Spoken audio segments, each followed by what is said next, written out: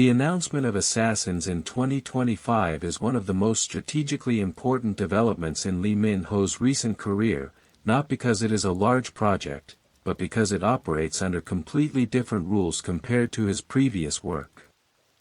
Unlike fantasy, romance, or hybrid high-concept dramas, a political thriller rooted in real historical events does not provide protective layers.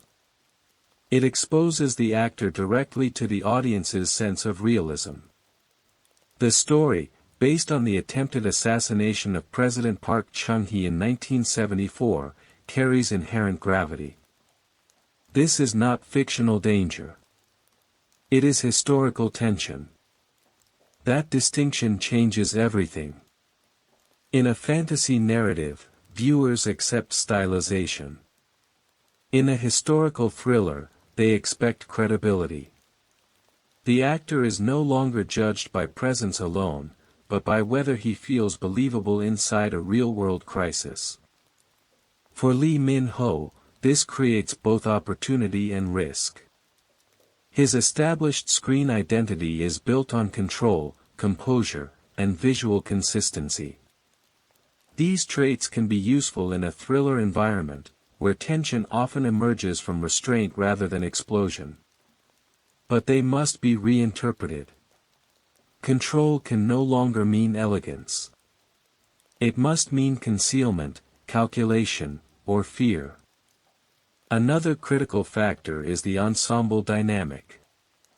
Working alongside actors like Park Hae-il and Yoo Hae-jin changes the acting environment. These performers are known for layered, grounded work. Their presence shifts the tone of the entire project.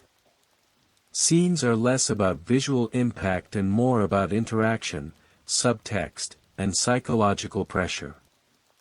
This means that Lee Min-ho cannot rely on familiar rhythms.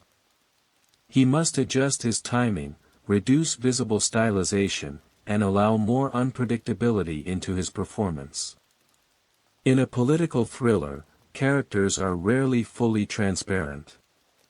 Their motives are often hidden, their loyalties uncertain. If his role includes ambiguity, it could push him into a more complex territory than his previous leading roles. The director, Jin-ho, adds another layer to this analysis. His work often emphasizes emotional subtlety and human conflict rather than spectacle. This suggests that Assassins may focus less on action sequences and more on tension between characters.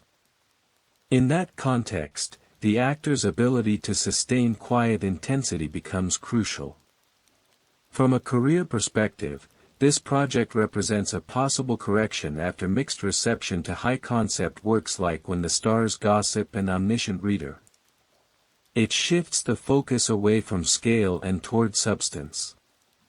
Instead of asking whether Lee Min-ho can carry a large production, the audience will ask whether he can exist convincingly inside a serious narrative.